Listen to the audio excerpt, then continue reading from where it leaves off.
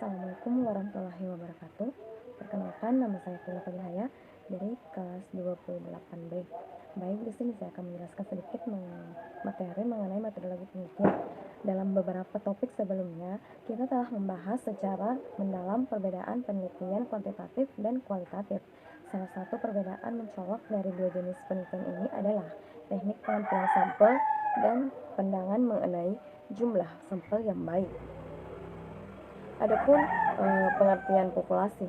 Populasi adalah jumlah keseluruhan dari satuan-satuan atau individu yang karakteristiknya ingin diteliti.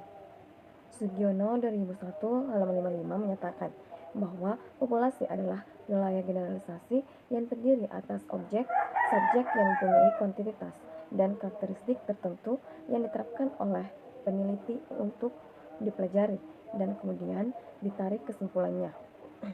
Jadi, populasi bukan hanya orang, tetapi juga benda-benda alam yang lain. Populasi juga bukan sekedar jumlah yang ada pada objek atau subjek yang dipelajari, tetapi meliputi seluruh karakteristik sifat yang dimiliki oleh objek atau subjek itu. Sampel, di mana sampel di sini yaitu bagian dari populasi yang diambil secara representatif yang bersangkutan atau bagian kecil yang diamati. Adapun alasan penggunaan sampel, yang pertama itu masalah waktu atau penggunaan waktu yang efektif. Yang kedua, ukuran populasi, agar populasi yang digunakan hanya ingin diteliti, artinya tidak semua populasi diambil atau yang dampak saja. Yang ketiga, masalah biaya. Yang keempat, percobaan yang sifatnya merusak. Dan yang kelima, masalah ekonomis. Keenam, masalah ketelitian. Adapun langkah-langkah pengambilan sampel. Yang pertama, tentukan target populasi. Yang kedua, mendaftar seluruh elemen atau unit populasi. Yang ketiga, menentukan sumber informasi. Yang keempat, menentukan jumlah anggota sampel. Dan yang kelima, menentukan teks sampel. Adapun jenis dan teknik pengambilan sampel atau sampling.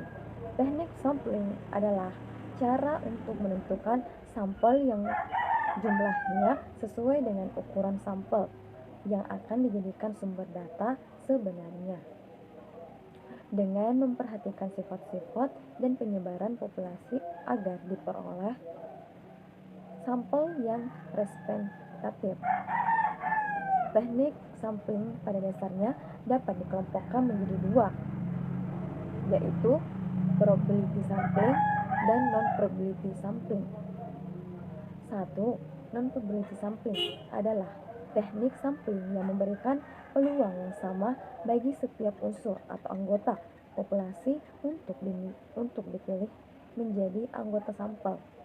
Teknik sampel ini meliputi simple random sampling, proportionate stratified random sampling, disproportionate stratified random sampling, dan area atau cluster sampling atau sampling menurut daerah. Yang kedua, non-probability sampling adalah teknik yang tidak memberi peluang atau kesempatan yang sama bagi setiap unsur atau anggota populasi untuk dipilih menjadi sampel.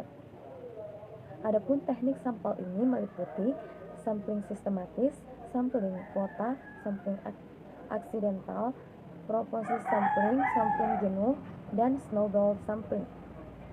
Jadi, dalam penelitian kuantitatif, tujuannya adalah generalisasi, sedangkan dalam kualitatif itu bisa berbeda. Makin besar jumlah sampel mendekati populasi, maka peluang kesalahan generalisasi semakin kecil, dan sebaliknya, makin kecil jumlah sampel menjauhi populasi, maka makin besar kesalahan generalisasi atau diberlakukan umum. Bila keadaan populasi homogen, jumlah sampel hampir tidak menjadi persoalan, sebaliknya jika keadaan populasi heterogen.